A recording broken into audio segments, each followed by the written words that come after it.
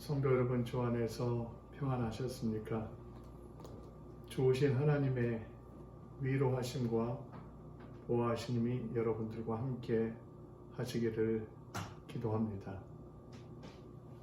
교회에서 모이지 못하는 시간이 길어지지만 여러분의 가정에서 예배할 때 성령님께서 함께 하실 줄로 믿습니다.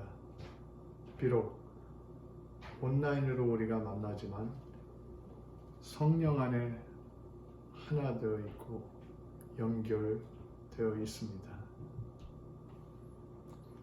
함께 기도하시겠습니다. 살아계신 하나님, 세상이 혼란하고 어렵지만 주님께서 우주와 생명의 주인이 되심을 믿습니다. 오늘도 주님을 의지하고 신뢰하며 주님 앞에 나옵니다. 하나님, 저희와 함께하여 주시옵소서. 이 땅의 고통을 살펴 주시옵소서. 부르짖는 수많은 백성들의 기도를 들어주시고 이 땅에 코로나가 속히 사라지도록 역사하여 주시옵소서. 저희들이 매주 함께 모여서 예배할 수 있는 시간이 속히 오게 하여 주시옵소서. 이 답답하고 긴 시간이지만 저희들이 지치거나 낙심하거나 피곤치 아니하게 하시고 오히려 이 시기를 기도의 시간으로 삼고 하나님의 임재를 더 깊이 경험하는 그러한 시기가 될 수 있도록 인도하여 주시옵소서. 고통당하는 이들을 긍휼히 여기시고 그들의 가정 함께하여 주시옵소서. 환자들을 돕기 위해서 애쓰는 의료인들을 살펴주시고 힘을 주시옵소서. 직장에서 또 사업지에서 일하는 분들 그들의 안전을 지켜주시옵소서. 특별히 저희들 가운데 육신의 연약함 가운데 치유 가운데 있는 분들 함께하여 주시옵소서. 주님 긍휼히 여기시고 주님 권능의 손길로 어루만져 주시옵소서. 이제 말씀을 전하고 들을 때에 주의 성령께서 함께 하셔서 저희의 마음의 귀를 열어 주시옵소서. 예수님 이름으로 기도드립니다. 아멘. 오늘 우리에게 주시는 하나님의 말씀은 마태복음 13장, 신약 처음에 있는 마태복음의 13장 1절부터 9절까지의 말씀과 18절부터 23절까지의 말씀입니다. 그날 예수께서 집에서 나가사 바닷가에 앉으심에 큰 무리가 그에게로 몰려들거든 예수께서 배에 올라가 앉으시고 온 무리는 해변에 서 있더니 예수께서 비유로 여러 가지를 그들에게 말씀하여 이르시되 씨를 뿌리는 자가 뿌리러 나가서 뿌릴새 더러는 길가에 떨어짐에 새들이 와서 먹어버렸고 더러는 흙이 얇은 돌밭에 떨어짐에 흙이 깊지 아니하므로 곧 싹이 나오나 해가 돋은 후에 타서 뿌리가 없으므로 말랐고 더러는 가시떨기 위에 떨어짐에 가시가 자라서 기운을 막았고 더러는 좋은 땅에 떨어짐에 어떤 것은 100배 어떤 것은 60배 어떤 것은 30배의 결실을 하였느니라. 귀 있는 자는 들으라 하시니라. 18절부터 23절까지 말씀 읽겠습니다. 귀 있는 자는 그런즉 씨 뿌리는 비유를 들으라. 아무나 천국 말씀을 듣고 깨닫지 못할 때는 악한 자가 와서 그 마음에 뿌려진 것을 빼앗나니 이는 곧 길가에 뿌려진 자요 돌밭에 뿌려졌다는 것은 말씀을 듣고 즉시 기쁨으로 받되 그 속에 뿌리가 없어 잠시 견디다가 말씀으로 말미암아 환난이나 박해가 일어날 때는 곧 넘어지는 자요 가시떨기에 뿌려졌다는 것은 말씀을 들으나 세상의 염려와 재물의 유혹에 말씀이 막혀 결실하지 못하는 자요 좋은 땅에 뿌려졌다는 것은 말씀을 듣고 깨닫는 자니 결실하여 어떤 것은 100배, 어떤 것은 60배, 어떤 것은 30배가 되느니라 하시더라. 가을 되면 거의 매년 애플 피킹을 가족들과 가곤 했습니다. 애플 피킹에 가면 어떤 나무에는 튼실하고 큰 사과들이 열려 있고 어떤 나무에는 똑같은 사과 나무인데 작은 사과가 열매가 맺혀 있습니다. 아마도 어떤 나무는 제대로 사과 열매를 맺지 못한 나무들도 있을 것입니다. 똑같은 사과나무지만 열매는 다릅니다. 오늘 본문은 흔히 씨 뿌리는 자의 비유라고 불리는 아주 유명한 말씀입니다. 여기에도 열매 맺는 이야기가 나옵니다.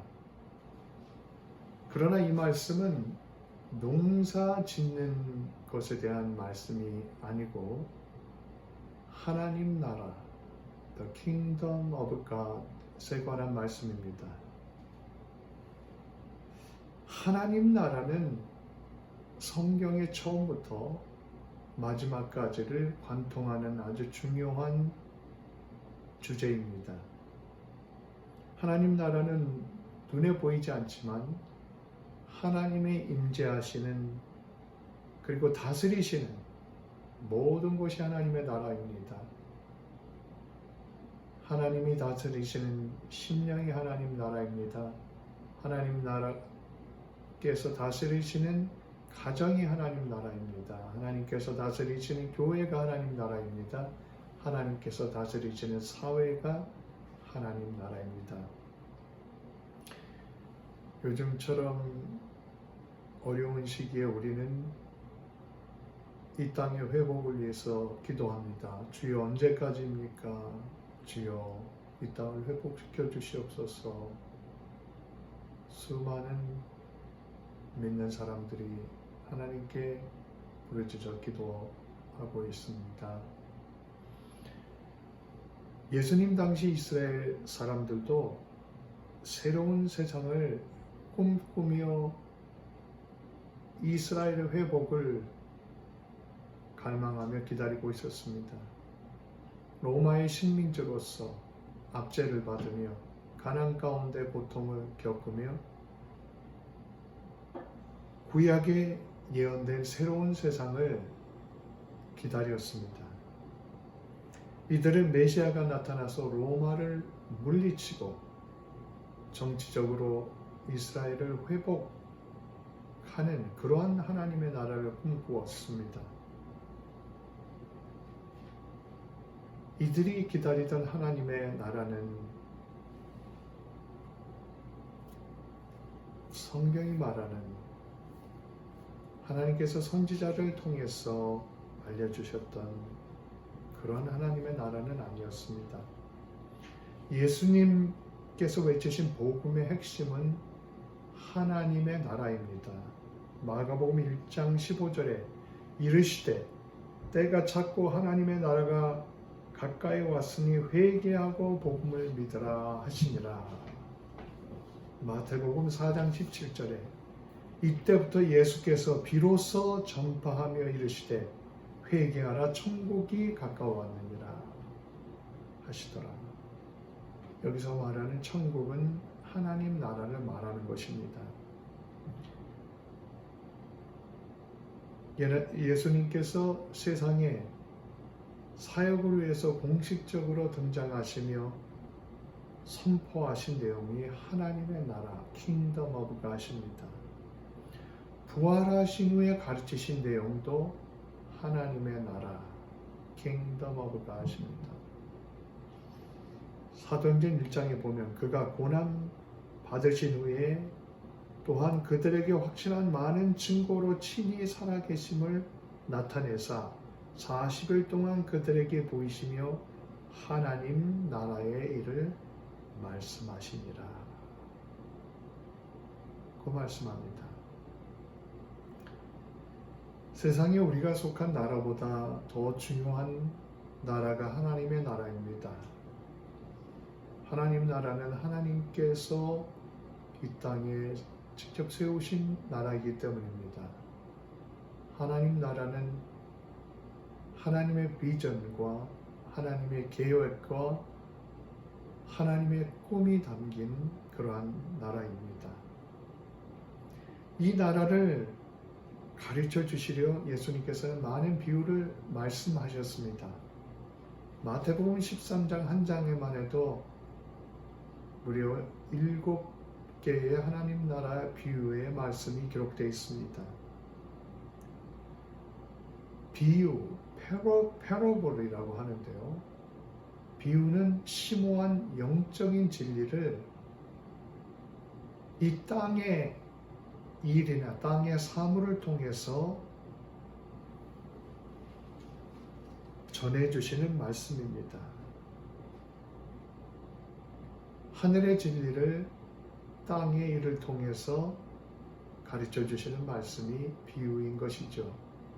예수님 말씀의 3분의 1이 비유입니다. 비유는 특이하게 이중적인 목적이 있습니다. 하나님을 진심으로 사모하고 영적으로 갈망하는 사람들에게 비유는 깨닫는 데 큰 도움이 됩니다. 그러나 하나님을 부정하고 거부하고 진심으로 찾지 않는 사람들에게 비유는 오히려 수수께끼 같이 난해한 것이 됩니다. 예수님이 주신 비유가 마태, 마가, 누가 복음 세 곳에 30여 가지가 있습니다. 이 비유를 통해서 예수님께서는 하나님 나라에 대해서 가르쳐 주셨습니다. 예수님께서 반복해서 계속해서 하나님 나라에 대해서 말씀하시고 가르쳐 주셨습니다. 그 이유가 무엇입니까? 그것은 하나님 나라가 사람들의 마음에 심겨지기를 원하셨기 때문인 것입니다. 그렇다면 하나님 나라의 백성은 어떤 사람들입니까? 본문 비유의 말씀처럼 열매 맺는 백성들입니다. 하나님 나라의 백성들은 영적인 열매를 맺도록 부름을 받았습니다. 오늘 본문의 내용은 이렇습니다. 오늘 본문의 비유는 어떤 농부가 열매를 기대하며 씨를 뿌렸습니다. 어떤 씨앗은 길가에 떨어졌습니다. 그 길가는 단단한 곳입니다. 그래서 그 씨가 흙 속으로 들어가지 못하고 길가에 놓여있자 새들이 달려들어서 그 씨를 주워 먹었습니다. 어떤 씨들은 흙이 얇은 돌밭 위에 떨어졌습니다. 땅속으로 약간 들어가기는 했습니다. 그러나 그 흙 밑에 온통 돌들이 숨겨져 있기 때문에 이 씨들은 뿌리를 내리지 못했습니다. 싹이 나오지만 해가 내리쬐자 뿌리가 없는 싹은 금방 말라서 죽었습니다. 세 번째로 어떤 씨들은 가시밭 위에 떨어졌습니다. 좋은 씨앗이 뿌리를 내리고 점점 자라납니다. 그러나 자라다가 가시떨기 나무 때문에 그 기운이 막혀서 죽고 맙니다. 그러나 어떤 씨들은 좋은 땅 위에 떨어졌습니다. 뿌리를 내리고 싹이 나고 무럭무럭 자랍니다. 그 자라남이 얼마나 큰지 100배, 60배, 30배의 놀라운 열매를 맺었습니다. 이 비유를 통해 예수님께서는 사람들의 마음속으로부터 시작된 하나님의 나라가 어떻게 놀랍게 성장하고 열매를 맺는지에 대해서 말씀하셨습니다. 씨 뿌리는 비유에 4종류의 밭이 나옵니다. 이 4종류의 밭은 4종류의 마음을 상징하는 것입니다. 4종류의 사람들의 마음을 상징하는 것입니다. 그런데 이 중 오직 좋은 땅만 열매를 맺었습니다. 우리 마음도 마찬가지입니다. 어떤 마음이 되느냐에 따라 열매 맺는가가 좌우가 됩니다. 본문의 씨는 하나님의 말씀을 가리킵니다. 하나님의 말씀의 씨가 설교를 통해 또 성경 공부를 통해 또 우리가 성경을 읽고 묵상함을 통해 마음에 뿌려집니다. 그러나 오직 좋은 마음에 뿌려진 씨만이 열매를 맺게 됩니다. 그리고 일단 열매를 맺으면 그 열매의 풍성함이 놀랍습니다. 30배, 60배, 100배 어마어마한 열매를 맺게 되어 있습니다. 이것이 하나님 나라의 비밀이요, 하나님 나라의 능력입니다. 예수님께서는 이 말씀을 하시면서 귀 있는 자는 들으라고 말씀하셨습니다. 깨달으라는 말씀인 것이죠. 씨 뿌리는 자의 비유는 두 부분으로 나눠져 있습니다. 1절부터 9절까지는 군중들에게 하신 말씀이고 또 18절부터 23절까지의 말씀은 제자들과 모인 자리에서 해석해 주신 말씀입니다. 맨 먼저 나오는 길가는 굳은 마음을 말합니다. hard heart입니다. 옛날 이스라엘에는 농사를 지을 때 그 밭과 밭 사이에 농로, 즉 농사를 짓기 위한 길이 있었습니다. 이 길은 사람들이 밟고 다니는 길입니다. 그래서 아스팔트처럼 단단해진 길입니다. 옛날에는 씨앗을 뿌릴 때 자루에다 씨앗을 담아서 조금 구멍을 내서 그 구멍 사이로 사람이 들고 다니면서 그 씨를 이렇게 뿌리고는 했습니다. 아니면은 나귀 위에다 자루를, 씨가 담긴 자루를 얹어가지고 나귀가 걸어 다닐 때마다 씨앗이 그 자루의 구멍을 통해서 땅에 뿌려지도록 그렇게 했습니다. 그런데 이 씨앗이 반드시 좋은 곳에만 떨어지는 게 아니고 길가에도 떨어집니다. 그러면 주변을 맴돌던 새들이 금세 내려와서 그 씨를 주워 먹습니다.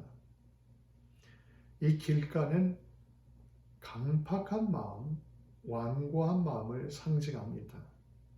하나님을 부인하고 거부하는 마음입니다. 자신도 모르게 부정적인 마음, 편견에 꽉 차 있는 마음입니다. 교만으로 굳어진 마음입니다. 길가와 같이 강팍한 마음, 굳은 마음에는 하나님의 말씀의 씨가 들어갈 자리가 없습니다. 오히려 그 말씀의 씨가 튕겨나와 땅 표면에 떨어지고 새들이 와서 그 씨들을 먹어버립니다. 19절에 보면 천국 말씀을 듣고 깨닫지 못한 때는 악한 자가 와서 그 마음에 뿌려진 것을 빼앗나니 이는 곧 길가에 뿌려진 자요라고 예수님께서 제자들에게 설명해 주셨습니다. 마가복음 4장에 보면 이 악한 자를 사탄이라고 말씀합니다. 길가에 떨어진 씨는 마귀가 와서 훔쳐갑니다. 혹시라도 작은 틈이라도 생겨서 그 씨가 심령 속으로 들어갈까봐 얼른 기회가 있을 때 그 씨를 훔쳐갑니다. 에스겔서 36장 26절에 보면 너희 육신에서 굳은 마음을 제하고 부드러운 마음을 줄 것이니 라는 말씀이 있습니다. 우리가 하나님 나라의 백성으로서 하나님의 뜻에 따라 풍성한 영적 열매를 맺기 위해서는 굳은 마음, 강팍한 마음, 그 마음의 밭을 갈아야만 합니다. 그래서 그 마음이 깨어지고 경작된 부드러운 마음이 될 때, 그때서야 우리가 영적으로 성장하고 열매를 맺을 수 있게 됩니다. 두 번째로는 어떤 씨앗들은 돌밭 위에 떨어졌습니다. 흙이 얇은 곳인데 흙이 얇은 이유는 그 밑에 돌들이 있기 때문입니다. 겉으로 보이지 않지만 그 밑에 돌이 있습니다. 흙이 얇으니 금방 싹이 나지만 뿌리를 깊이 내리지 못하니 해가 나면 그 싹은 금방 말라 죽습니다. 20절부터 보면 이 돌밭과 같은 마음에 대해 예수님께서 이렇게 설명하고 계십니다. 돌밭에 뿌려졌다는 것은 말씀을 듣고 즉시 기쁨으로 받되 그 속에 뿌리가 없어 잠시 견디다가 말씀으로 말미암아 환난이나 박해가 일어날 때에는 곧 넘어지는 자요 라고 설명해 주셨습니다. 돌짝밭과 같은 마음은 아주 얄팍한 마음입니다. 이런 마음은 일시적으로 감상적으로 복음을 받아들이며 기뻐합니다. 그러나 곧 식어버리고 변합니다. 돌밭과 같은 마음은 깊은 헌신이 없는 아주 얄팍한 믿음입니다. 자기 이해관계에 따라서만 움직이는 그런 마음입니다. 자기의 원하는 감정만을 따라서 움직이는 그런 마음입니다. 축복은 좋아하는데 헌신하지 않으려는 그러한 마음입니다. 여기서 햇볕은 환난을 상징합니다. 햇볕은 누구에게나 비춥니다.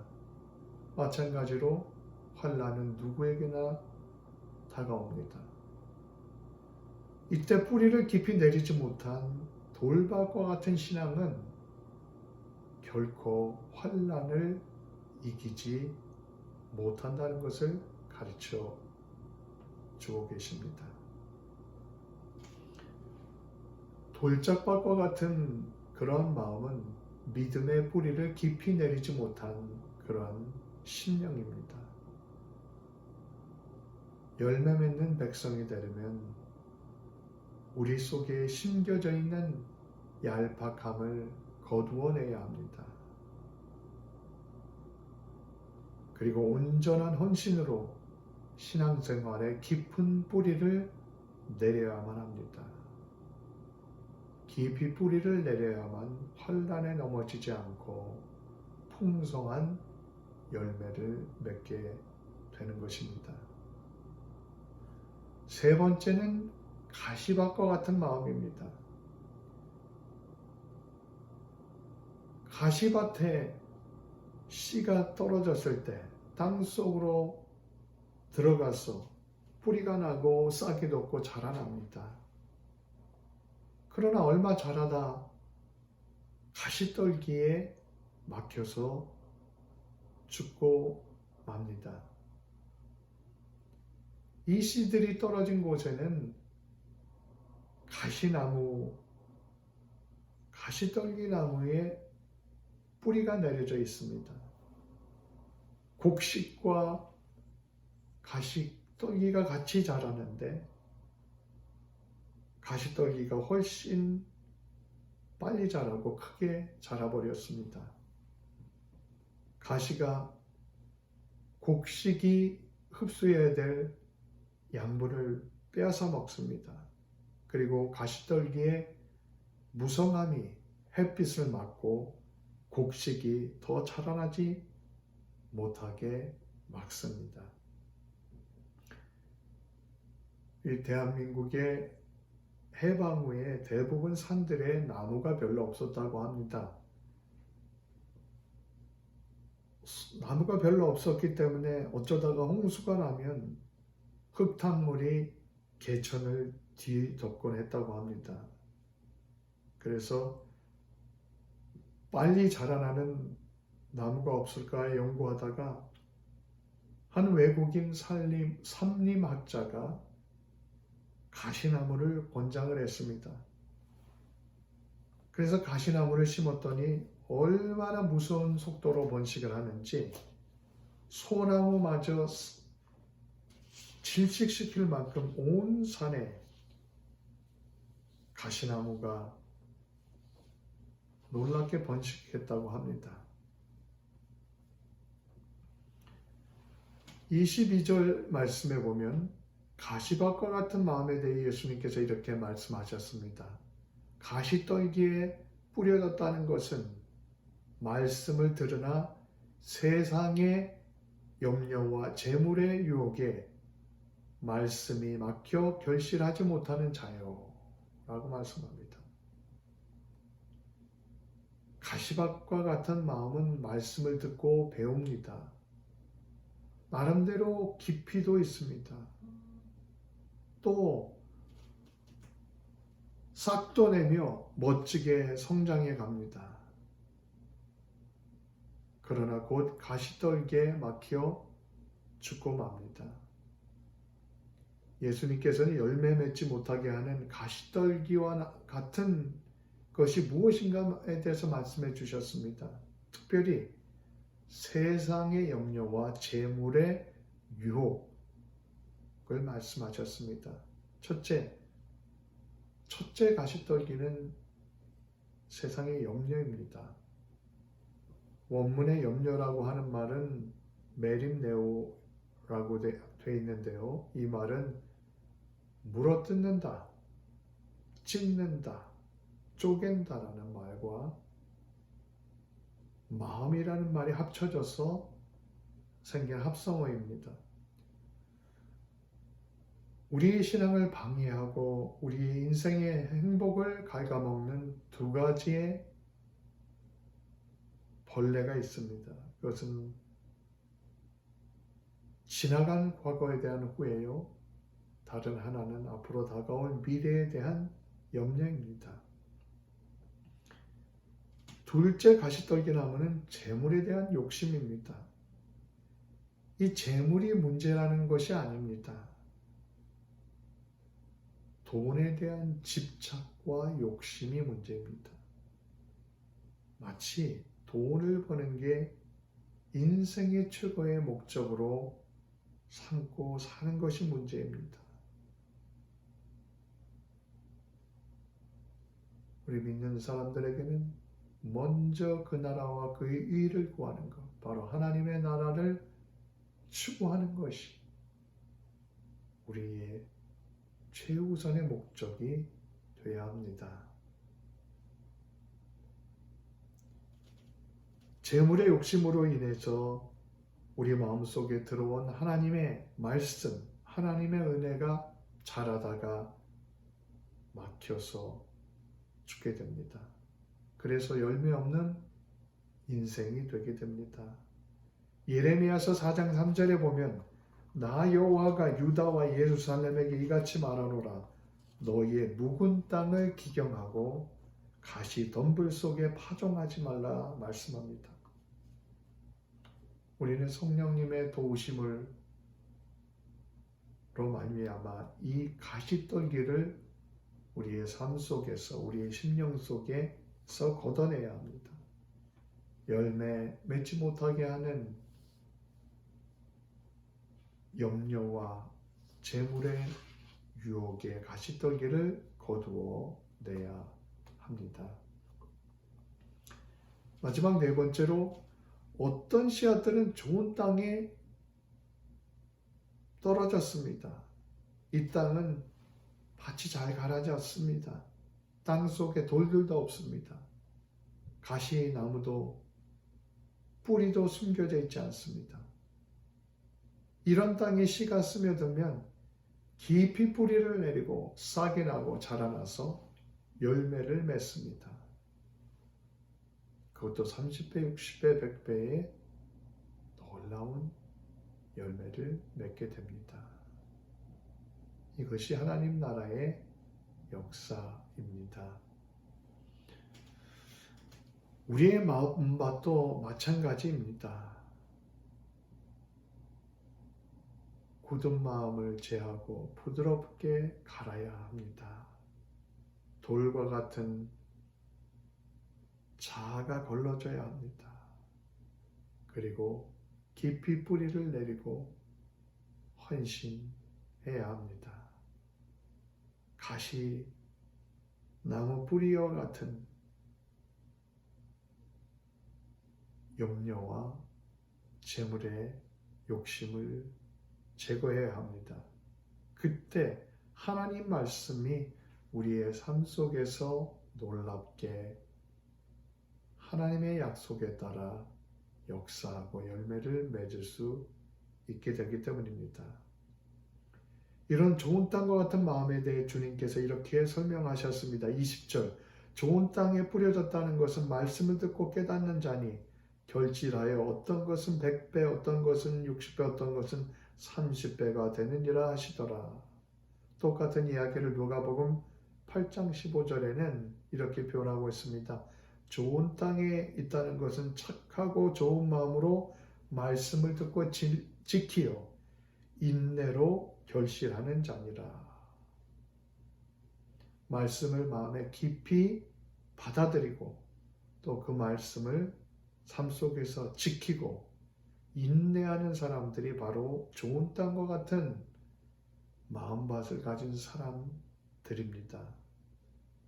이런 마음을 가진 사람은 반드시 하나님 나라의 놀라운 열매를 맺게 되어 있습니다. 주님께서 우리를 하나님 나라의 백성으로 삼아 주셨습니다. 세상이 혼란한 것 같지만 지금도 하나님 나라는 계속 우리들 가운데 역사하고 있습니다. 하나님 나라의 백성으로서 우리가 영적인 열매, 인격 열매, 전도 열매, 선교 열매를 맺기를 원하셨습니다. 착한 일을 통해 빛과 소금의 열매를 맺도록 하나님께서 의도하십니다. 로마서 호세아, 구약의 호세아 10장 12절에 보면 너희 묵은 땅을 기경하라. 여호와께서 임하사 의를 비처럼 내리시리라 말씀합니다. 너희의 묵은 땅을 기경하라. 이 어려운 시대는 오히려 묵은 땅과 같은 우리의 마음을 기경할 때인 줄로 믿습니다. 오히려 이 시기를 기도의 기회로 삼고 말씀 탐구의 기회로 삼아 성령님의 도움을 따라 영혼의 밭을 다시 갈 때인 줄로 믿습니다. 우리 모두 좋은 땅과 같은 마음이 되어 30배, 60배, 100배 놀라운 영적 열매를 맺으며 살아가는 우리 모두가 될 수 있기를 축원드립니다. 기도하겠습니다. 하나님 감사합니다. 날마다 우리에게 말씀을 주시니 감사드립니다. 하나님의 살아계신 말씀이 우리 속에서 살아서 30배, 60배, 100배의 결실을 맺게 하여 주시옵소서. 말씀의 결실을 가로막는 것들을 우리 속에서 다 제해버릴 수 있게 하여 주시옵소서. 그리하여 우리의 마음밭이 오늘 씨 뿌린 자의 비유의 말씀 속에 좋은 땅과 같이 되게 하여 주시옵소서. 그리하여 앞으로 우리의 삶이 하나님의 나라의 백성으로서 30배, 60배, 100배 놀라운 열매를 맺으며 살아가는 삶이 되도록 축복하여 주시옵소서. 예수님 이름으로 기도드립니다. 아멘.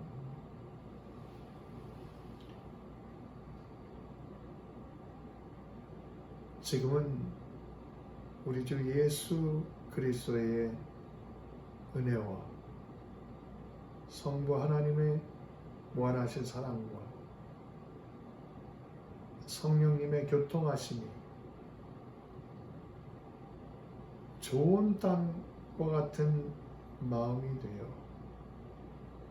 믿음이 되어 30배, 60배, 100배 결실을 맺기 원하는 모든 성도들을 위해 특별히 육신의 연약함 가운데 치유를 위해 기도 가운데 있는 심령들을 위해 이제로부터 영원토록 함께 계시기를 축원드립니다.